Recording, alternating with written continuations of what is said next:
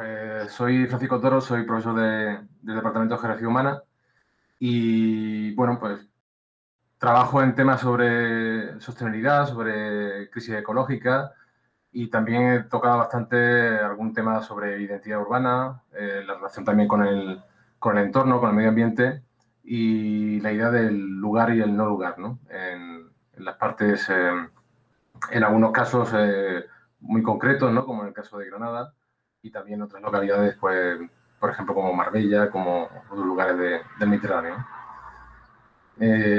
¿Tu caso, María Rosa? Pues yo soy graduada por la Facultad de Bellas Artes, en Bellas Artes. También hice el máster de Conflicto y Derechos Humanos y bueno, desde hace unos cuantos años pues me viene interesando todo lo que es el periodo de la dictadura, la guerra civil y la dictadura y sus consecuencias. Y bueno, mi objeto de estudio prácticamente en todos los proyectos es la memoria, el testimonio y la imagen de archivo. Pues, si te parece, si quieres, empezamos un poco a charlar sobre el tema. La idea bueno, si quieres puedes explicar la idea del proyecto y luego entramos de lleno de forma Vale. organizada. Vale, pues el proyecto se titula Tierra que la multitud invade y en él me quería centrar en todos esos cambios urbanísticos que se dieron a partir de los años 40 en Granada.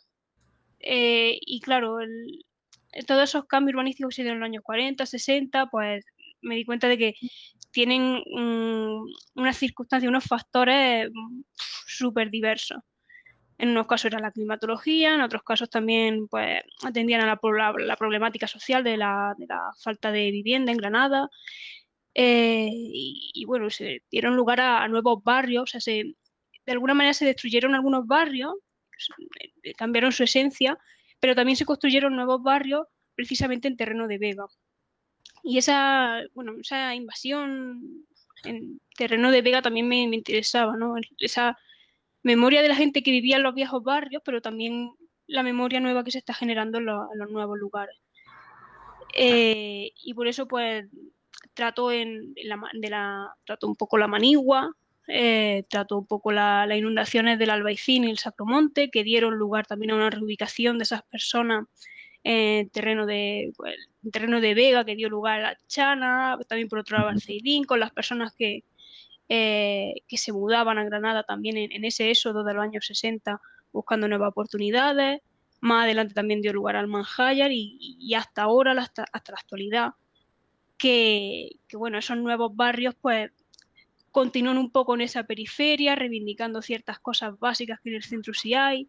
Los viejos barrios han perdido su ausencia y también son un poco inhabitables. Y bueno, todo esto lo quise también relacionar con Poetas en Nueva York. Esa dicotomía naturaleza-civilización se daba bastante en Poetas en Nueva York, también a través de sus poemas, pero a través también de sus dibujos. Y bueno, esa es como la base.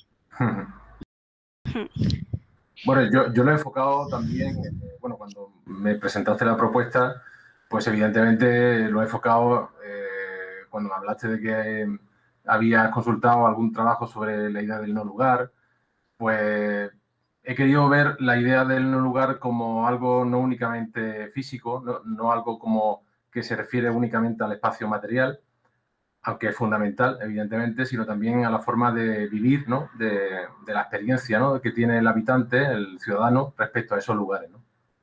Y a veces la gente que ha tenido que ser realojada o ha tenido que emigrar y buscar un nuevo lugar para residir, pues a veces ha encontrado relaciones de lugar en entornos que eran ajenos o incluso eran en cierto modo artificiosos, ¿no? Porque no ha participado de la construcción directa, ¿no? de estos espacios. Y en otros casos, lugares que, como tú bien apuntabas, han sido lugares de ocupación tradicional, con un sentido muy profundo, ¿no? de identidad, pues sin embargo los cambios que han tenido lugar externos, ¿no? Referidos a la vivienda, referidos a la conservación del patrimonio, a la intervención política y de la administración municipal y pública en general, pues ha llevado a desnaturalizar, ¿no? gran parte de esos barrios y a convertir a la gente casi en alienígena, ¿no? De lugares donde ya no se siente como en casa o no se siente reconocida, ¿no? En esos lugares y incluso ha tenido que ser forzada a salir, ¿no? De estos barrios, ¿no? Exacto, eso. Sí, yo Sí, podemos empezar, para... ¿Mm? pero no, continúa. Sí, pues podemos comenzar porque, bueno, ya que el tema del festival es el mutando y, bueno, la mutación en sí, quizás la mutación más obvia que hay en este proyecto es la del propio tiempo condicionado por las circunstancias políticas, sociales, climatológicas, medioambientales y tal. Y bueno, pensaba comenzar a lo mejor por cada episodio así que se menciona en el proyecto, comenzar cronológicamente. Y el primero quizás pues sería la manigua. La manigua era... No, bueno, quería apuntar que yo creo que la fecha que has elegido como inicio, como punto de inicio, digamos, es muy idónea porque es justamente lo que tú comentas, ¿no? El inicio de un periodo de dictadura, de un fuerte intervencionismo estatal, pero también, por otro Claro. lado, de dejadez, ¿no? De ciertas problemáticas sociales. Entonces, yo creo que es muy idóneo. Además, la manigua inaugura también esa iniciativa más intervencionista, ¿no? De un Estado que empieza a evidenciar pues control social, una arquitectura muy casi de tono imperialista, podríamos decir también, ¿no? De configurar un nuevo espacio urbano que refleje pues esos ideales también de esa época, ¿no? Claro. Sí, y a veces igual está un poco, no sé, políticamente incorrecto, pero la gente cuando le habla de la manigua lo que dicen es prácticamente que lo que querían era higienizar el centro, ¿no? Echar a la chusma hacia afuera. Nadie me supo decir hacia dónde se fue luego esa gente. Intuía que quizás para el Sacromonte, pero nadie me supo decir a esa gente cuando le expropiaron sus casas por 4 duros a dónde se lo llevaron después. Porque de ser un barrio de prostíbulos ha pasado a ser literalmente la calle más cara de Granada. Correcto. Un caso... También es cierto que, claro, el recuerdo que se tiene de esa época, pues ya cada vez es más difuso porque estamos hablando de generaciones muy antiguas, ¿no? O sea, vamos de los años 40, ¿no? Entonces, los testimonios que queden, pues serán casi indirectos, ¿no? No serán gente que lo haya vivido directamente esas intervenciones, ¿no? Claro, bueno, una persona que sí me contó que había pasado por allí era una niña y de hecho me contaba que le daba como curiosidad ver a mujeres súper maquilladas por allí, poco más, porque era una niña. Pero, Yo, pero sí, lo cuentan como eso, como otro efecto de la higienización. Y después con las inundaciones de la vecina Sapromonte, pues me cuentan como que vienen a intuir como que se utilizaron para lo mismo, para limpiar esos barrios de gente pobre. yo quería apuntar un comentario que un poco complementa, incluso contradice, ¿no? Algunos de esos testimonios que tú apuntabas del propio Ángel Ganivet, que en definitiva es el que da nombre a la calle, sin él quererlo, evidentemente, porque fue posterior, ¿no? A su muerte, pero el propio Ángel Ganivet pues recogía en su escrito, en concreto en Granada la Villa, que yo creo que hay que de recomendable lectura. Cada vez que se hace alguna intervención en Granada, pues es de recomendable lectura para ver un poco lo que decía Ángel Ganivet. Y de hecho es un proyecto digamos, de reforma urbana que ya existía en el siglo XIX. Lo que ocurre es que hasta el año 40 no se ejecuta, ¿no? Con otras variantes, ¿no? Y decía Ángel Ganivet que, de hecho, él rechazaba ese tipo de viales abiertos, ¿no? De grandes avenidas tan prominentes que rompían, ¿no? Con la estética, con la idiosincrasia del barrio histórico, ¿no? De las callejuelas, ¿no? Y decía, por ejemplo, dice, allí donde vivían 2.000 pobres, edificamos casas que estos no pueden continuar habitando. Dicho se está que se les obliga a huir de aquel centro, ¿no? Es como pronosticando un poco, casi premonitariamente, pues los procesos que luego han ocurrido en Granada durante muchas décadas y más recientemente con los procesos de gentrificación. Claro. Y ahora estaba pensando que quizá ese proceso no es endémico tampoco, aunque hayamos comenzado a partir de los años 40, no es endémico tampoco de esta época de la dictadura en adelante, porque creo que la Gran Vía también es Sí. una cosa bastante reciente de principio del siglo XX, ¿no? Es del principio del siglo XX y es un intento también de, bueno, lo que supone es la ruptura total, la fragmentación del centro histórico, también con esa visión higienista, aunque también evidencia bueno, pues el esplendor de una burguesía emergente por el cultivo de la remolacha, en fin, de una burguesía emergente por la industria. Y en cierto modo, Ángel Ganivet, o sea, la apertura del Ángel Ganivet, y incluso una propuesta que hubo de continuación por San Matías, tiene mucho que ver también con la Gran Vía, ¿no? Es como una continuidad, ¿no? de ese proyecto por abrir, de modernizar, casi de haussmanizar, ¿no? Al estilo de París, pues el centro de Granada, ¿no? Claro. Hay que ver. Pues... Si quieres pasamos a los años... Bueno, ese periodo de años 50, años 60 en los que se dan unas situaciones, como apuntabas antes, ¿no? De climatología adversa, en fin, de sucesos que tienen que ver con inundaciones, incluso con terremotos, ¿no? Supone la destrucción de muchos hábitats de la población, ¿no? Claro, si no me equivoco, igual me equivoco, fue en los años 50, creo que en el 53 que también el Zaidín fue uno de los primeros barrios y también se estuvo habitando con gente de Albolote, que se Correcto. juntó con la gente que ya, pues, bueno, en los años 50-60 fue eso, rural, puro, de gente que si no se iba al pueblo más cercano, pues iba a la ciudad más cercana a buscar trabajo. Y uno de los primeros barrios que se estuvo habitando fue el Zaidín. Sin embargo, ya fue en los años 60 cuando, bueno, hubo unas inundaciones tremendas que afectaron pues, sobre todo a la zona de Sacromonte, Barranco del Abogado, toda esta zona de cuevas.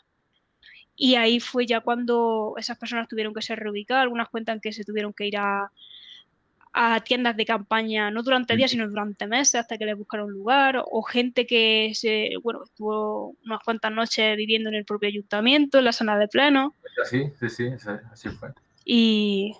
Bueno, me contaba alguna que es que los metieron en camiones con poca cosa, como si estuvieran como si fueran los campos de concentración. Hubo pocas familias que se negaron Sí. y claro, ellos lo cuentan como, mira, estas familias se negaron y no les pasó nada, las cuevas jamás se cayeron, más allá de los días que llovió, porque creo que hubo solamente una víctima o dos mortales. Pues, Sí, bueno, me parece que hubo, no sé si fue un niño, recuerdo haber leído, que se quedó en la cueva y hubo que rescatarlo, se cuenta esa anécdota. Lo que es cierto es que hubo gente que se resistió a abandonar su casa, evidentemente con ese sentimiento de arraigo, ¿no? Pero tuvo que intervenir la policía para desalojarlo, porque era una zona pues con cierto riesgo, ¿no? Pero aún así tenemos ese sentido de resistencia, ¿no? De no querer dejar la casa porque sabes que te van a alojar en un sitio ajeno, ¿no? claro. Claro, y alguno contaba también que le hicieron firmar un papel en el que no se responsabilizaba al Estado si se le caía la cueva encima. Pero es curioso lo que tú apuntas del campo de concentración, porque uno de los primeros intentos para alojar a toda esa gente que estaba en situación pues muy precaria, ¿no? Como decías, ¿no? En el ayuntamiento, que tuvo que acampar, incluso también en la iglesia de San Nicolás, ¿no?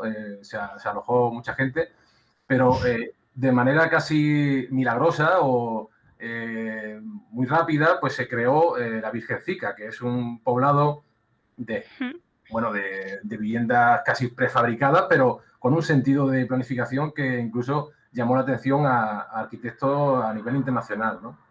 Sí. Hay por ahí una imagen que he intentado que salga mucho, que a mí me parece súper ilustrativa, a ver si la logro. Ah, ah, ah. Que es una foto de Franco viendo la Virgencica desde arriba, o sea, viendo la maqueta ya de la Virgencica desde arriba. Uh-huh. No sé si se ve. Sí. Uh-huh. A mí vamos, me parece la Bueno, leche.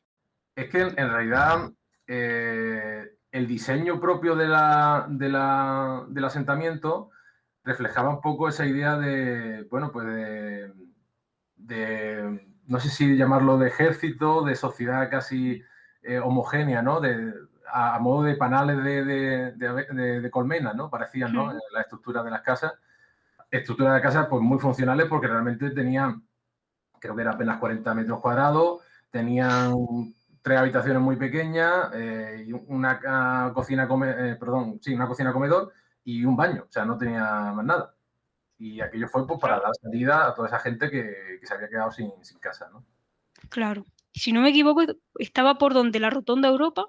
Sí, efectivamente. En el pago de Ahí, la Almajaya, eso se ha conocido, o se conoce como el pago de la Almajaya. Lo que ocurre es que luego la Almajaya, la identificación que se ha hecho a nivel social dentro de Granada, pues ha sido un lugar más restrictivo. Pero en realidad todo eso era el pago de la Almajaya, ¿no? claro, Y a partir de ahí ya claro. derivó hacia, bueno, hacia la construcción hacia el oeste, perdón, sí, hacia el oeste, a la construcción de la Chana, y luego ya, pues, en los años 60, 70, pues, los polígonos residenciales residenciales, los polígonos de vivienda, ¿no? De La Cartuja, La Paz, Almanjaya, etcétera. Claro. Pues me contaba esta gente también que incluso la gente del Sacromonte, al Sacromonte y tal, una vez reubican la Virgencica y en Chabolas también, en unas chabolas que creo que me contaron que estaban por donde el centro de salud Uh -huh, de la Chana, uh -huh. aún así, aún estando ya fuera del centro, habiendo la polarización que había quizá en el centro, había también polarización en la Chana, porque esa gente estaba mezclada también con la gente trabajadora que trabajaba en la zona de la azucarera y todas estas Claro. fábricas que había alrededor. Algunos cuentan que se llevaban, que había cordialidad y Uh que -huh. estaban bien. Otros cuentan que no, que hacían peleas de niños entre los gitanos y los que estaban y los que no. Pero Bueno, bueno, eso es también, curioso.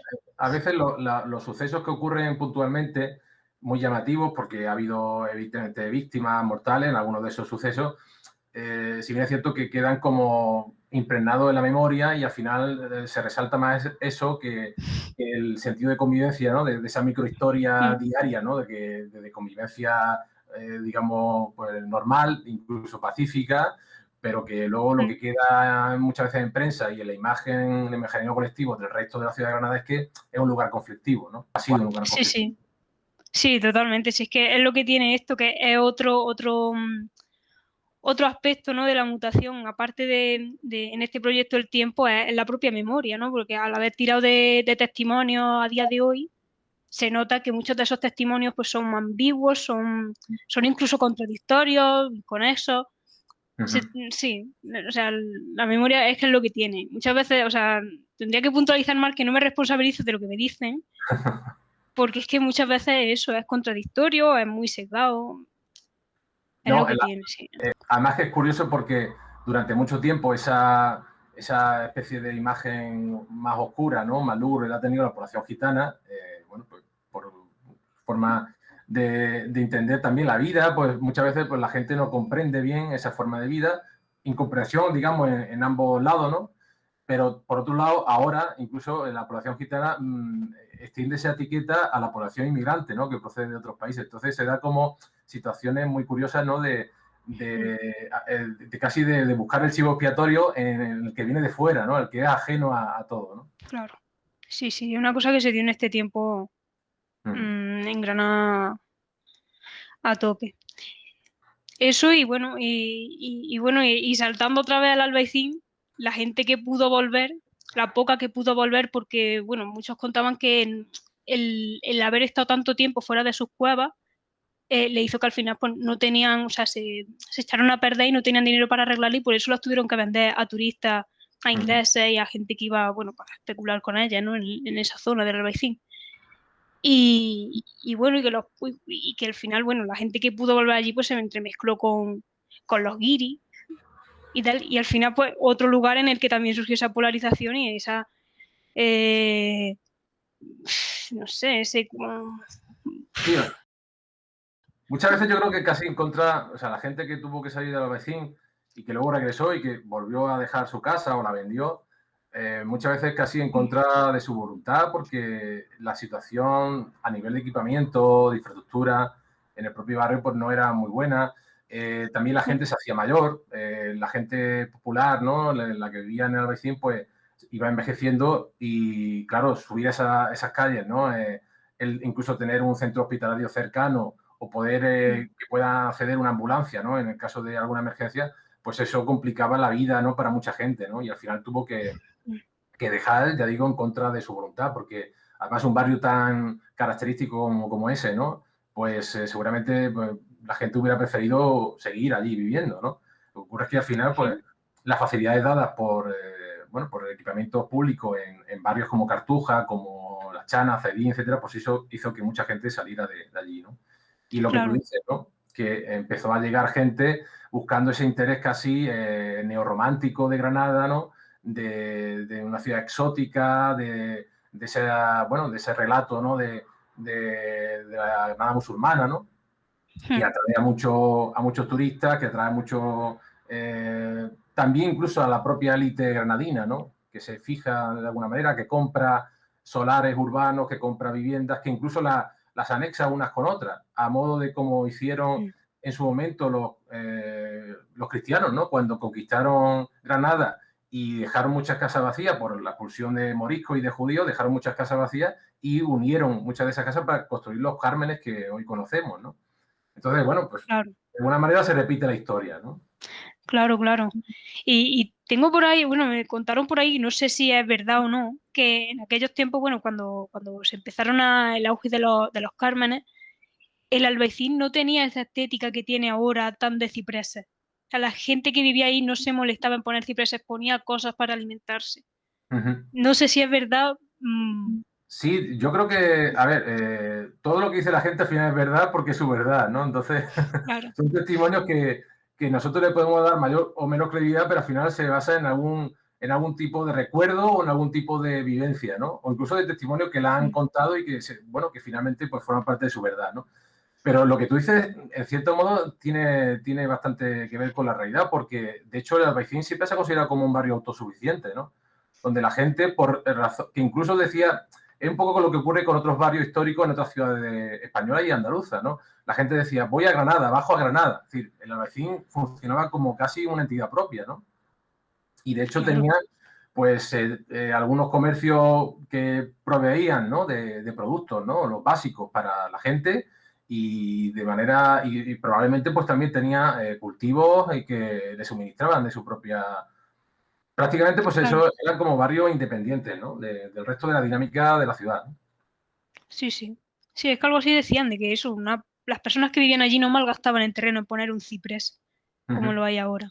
Y lo del ciprés, otra cosa que apuntaba, tiene que ver con una tradición del jardín nazarí, que es muy característico también de Granada, pero yo creo que se ha hipertrofiado, se ha exagerado, sobre todo a partir de que el Albaicín empieza a ser de reclamo turístico y a partir de la declaración de Patrimonio de la Humanidad. Entonces yo creo que a partir de ahí es cuando el Albaicín cambia su paisaje, como ocurre también con la Alhambra. Es decir, tanto la Alhambra como el Albaicín, debido al atractivo turístico, magnifican ciertos detalles, ciertos elementos ornamentales para pues atraer aún más, ¿no? Para reclamar aún más y para crear una identidad distinta y real, porque no deja de ser eso una exageración, pero en definitiva acomodada para una demanda, no tanto buscando la funcionalidad del residente, ¿no? Claro, claro. Te iba a decir también que, claro, la gente en los años 60 cogió y se fue de allí y al final tuvo que vender sus casas, pues, porque me decía una también que, claro, ¿cómo no iban a rechazar una casa, su primera casa con un váter? Pero es que a día de hoy, claro, mucha gente vendía esas casas, pero a día de hoy, o sea, ese proceso ha continuado, porque hasta hace unos días me contaba un colega que sigue resistiendo allí, que su familia estaba allí en los tablaos y sigue trabajando y tal, pero que muchos de sus vecinos, los pocos que les quedan, se están yendo porque no hay farmacia, el consultorio está, de hecho no sé si tienen, porque hace unos años creo que había protestas porque se querían llevar otro consultorio médico de allí, no tienen supermercados, los supermercados que hay son estos pequeñitos dedicados a comprar un par de litronas para ir a beberlas por allí, y al final la gente, o sea, claro, esa falta de demanda más dirigida, bueno, más dirigido allí el consumo a los turistas, están haciendo que, claro, una barbaridad de vecinos cojan y se larguen todavía a zonas que son las que, claro, destinaron a ellos, que a mí lo que me contó es que eran, pues claro, zonas, pues, Almajaya. O sea, no se estaba en otro lado que no sea Almajaya porque ya fue prácticamente la zona que hicieron para ellos. Y hasta el día de hoy, pues claro, continúa ese expolio de gente que se larga porque en realidad es un lugar ya inhabitable. Es que realmente lo que apunta es así, ¿no? Es decir, en el Albaicín lo que es la función comercial ha quedado muy restringida, pues, no sé, a la calle Pajés, a la calle Agua, a la Plaza Larga, y el resto del barrio está desprovisto prácticamente de tejido comercial. Entonces, y todo el tejido comercial que se ha creado desde los años 80 en adelante, pues ha sido muy orientado al turista, ¿no? Con una demanda muy concreta y realmente no refleja, pues, lo que es el comercio tradicional. Ya digo, salvo alguna calle muy próxima a lo que es Claro. la parte más antigua, ¿no?, de Albaicín. Claro, claro.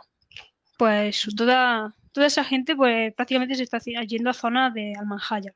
Almanjayar, que bueno, es quizá el barrio más joven, Sí. de Granada, a partir de los 80 se Ujú. hizo. Y bueno, y a día de hoy pues se está viendo los problemas que está teniendo también como para integrarse en lo que es el resto de la ciudad, ¿no? Que están, bueno, llevan ya años reclamando pues que se les ponga una luz, o sea, que se les ponga luz, básicamente, Claro. porque, Ujú. claro, es que al final da la casualidad que precisamente estos nuevos barrios son los que acumulan mayores tasas de paro, de analfabetismo y de todo. Sí.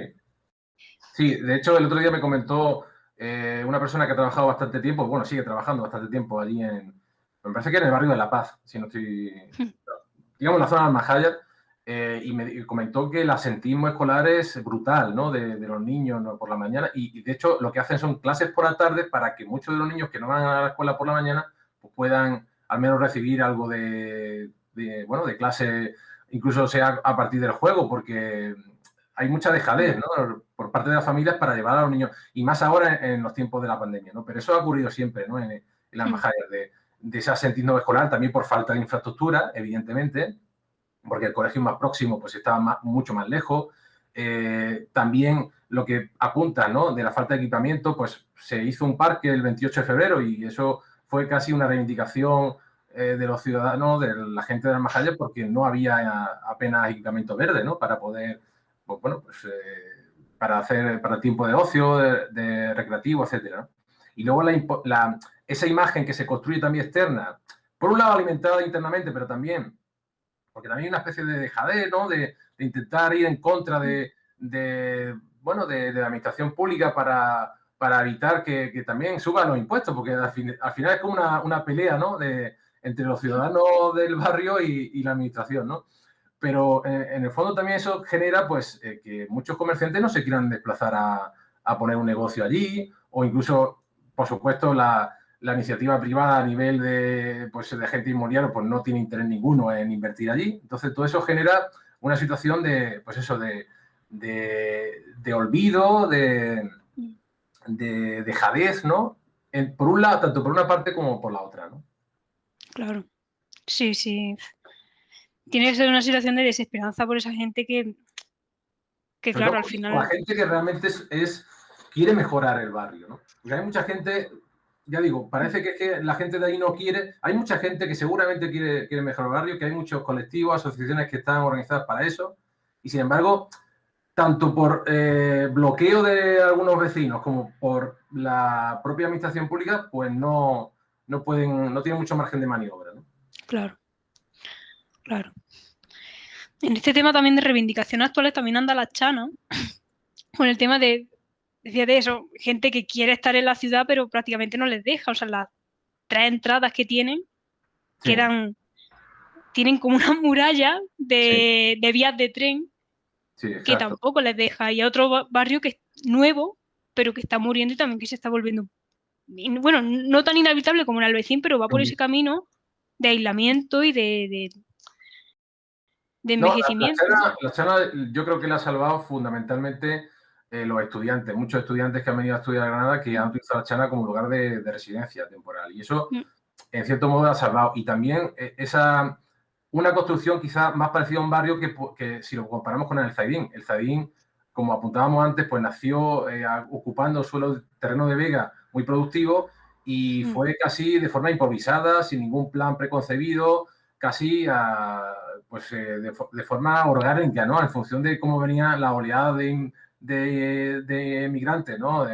Por el éxodo mm. rural, pues así se fue ocupando y no había una intervención planificada ni pensada, ¿no? Sí, ahí sí es verdad que hay menos viviendas de protección oficial. Mm. Quizás donde menos había. En la Chana hay bastante más de la época, bueno, de las que todavía aún llevan su placa de falange Exactamente. y tal. Sobre todo en la zona próxima a la Avenida Andalucía, entre la Avenida Mm. Andalucía y ya la salida, bueno, pues donde está el líder, ¿no? Pues en esa zona, ¿no? Hay un ensanche ahí, ¿no? Que Sí, se hizo sí. Ujú, Sí, de hecho, hay como curiosidad, hay todavía un edificio, bueno, que es una zona bastante grande, así en plan urbanización, que se llama la Placeta de la Vega, que es donde ujú. está ahí al lado de su yugo, la flecha y tal. Y aparte, bueno, porque también igual tenían cierta coordinación también con los patronatos de los obispos que, bueno, que Sí. fueron los que construyeron por la zona de Sagrada Familia. También, en el Zaidín hubo una zona que se construyó también de intervención pública, que era la de Santa Adela, que Sí. además también esa arquitectura muy sobria, también propia de, bueno, de la dictadura, y sin embargo a partir de entonces pues aquello se fue de las manos, ¿no? Es decir, empezaron a construirse grandes bloques de 9, 10 plantas, además sin equipamiento, las calles se construían después de la construcción de las casas, o sea, una cosa, un caos, Sí, ¿no? sí, sí, una de las cosas que me decía la gente, que claro, al estar en terreno de vega, cada vez que llovía, las calles de Alcedín eran un barrizal. Y por Exacto. eso aún mucha gente de la Chana, porque claro, el agua tomaba su cauce. Y mucha Correcto. gente de la Chana también me ha dicho que, claro, cuando les preguntaba, ¿tenéis miedo de que, claro, esto es el terreno de vega, por aquí corren arroyos? ¿Tenéis miedo de que algún día El esto río salga? Monachil. O sea, Los barrios se levantaron sin planificación ninguna. La gente empezaba a vivir allí y no había todavía médico y Granada quedaba entonces lejos. Cada vez que llovía, imagínate, las calles sin asfaltar. El Seidín, cada vez que llovía, aquello era un barrizal. Porque tardaron en hacer las calles. Y claro, aquello era Vega, que ahora no, el agua toma su cauce. Salga. O sea, el río Monachil pasa muy cerca de allí, claro. Sí, el Beiro también. El Beiro, Y, de hecho, algunas de las cuevas que se colapsaron también estaban en la ribera del Beiro, ¿no? claro, pues tienen igual ese miedo de a ver si cualquier día de estos sale el río. Ujú. Y bueno, ahora las calles están asfaltadas, pero quién quita que cualquier día, o como esto que hicieron en el río Darro, de abovedarlo, cualquier día a lo mejor Sí. revienta. No, de hecho, a los años 80 sí que hubo más intervenciones para arreglar, para maquillar un poco los desfases del Zaidín, ¿no? Que fue, bueno, pues intentar abrir vías, ¿no? Que permitan una mayor accesibilidad. Recuerdo haber leído que, por ejemplo, la vía o sea, la entrada al Zaidín era una pequeña calle, la pequeña calle está que es cruzando un parque en la zona del puente, donde está, la zona del Palacio de Congreso. Hay un pequeño parquecillo, que hay como un restaurante, una cafetería ahí, y esa era la zona de entrada de Sevilla. Es que no había lo que conocemos hoy día como las grandes avenidas, ¿no?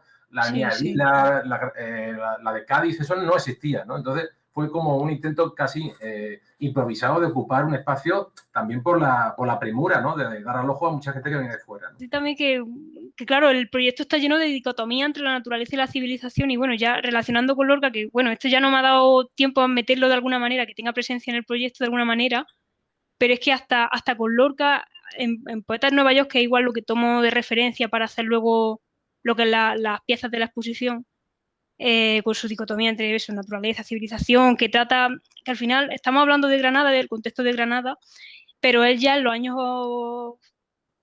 20, 30, cuando publicó Poetas en Nueva York, ya lo relacionaba con la propia Nueva York, pero es que esto se ha dado, bueno, en cada ciudad de España, se han destruido ciertos barrios para construir otros nuevos y así. Y es que incluso así como curiosidad con Lorca, relacionado con Lorca, nos encontramos con la huerta de San Vicente, que está dentro del Parque Federico García Lorca, totalmente incluido en la ciudad, pero aún así tiene como esa barrera, ¿no?, de la circunvalación al lado. A solo 15 minutos de ahí tenemos, bueno, la huerta del Tamarit. Uh -huh. A 15 minutos nadie sabe que ahí también pertenece a la familia Lorca, pero Uh -huh. nadie sabe que está ahí, está entre, bueno, lo que me dijiste, está entre terreno de vega, no está ni señalizada siquiera y son como también las otras dos caras de la moneda. Uh -huh. Una súper entrada ahí en la ciudad, con su muralla ahí de asfalto cerca, y la otra al otro lado, que no La conoce absorción de nadie la y que... ciudad, claro, la absorción de la ciudad, de la memoria de Lorca, ¿no? Y luego, por otro lado, la dejadez, ¿no? De la memoria de Lorca, en otro sentido, ¿no? Como representa también la Vega, ¿no? Que en cierto modo, pues también se ha dejado un poco, hasta hace poco, o hasta hace muy poco, la Vega pues era prácticamente un lugar donde expandir la ciudad, ¿no? Era un lugar interesante para conservarlo por el patrimonio, por el valor agronómico que tenía, ¿no? Y sin embargo, pues el propio Lorca pues está ahí en esa dicotomía que tú apuntabas. Sí, sí, sí, yo creo que es una manera ya como de metaforizar y simbolizar todo lo que le pasa a la propia ciudad de Granada, y no solo a Granada, también a muchísimas otras, muy bien.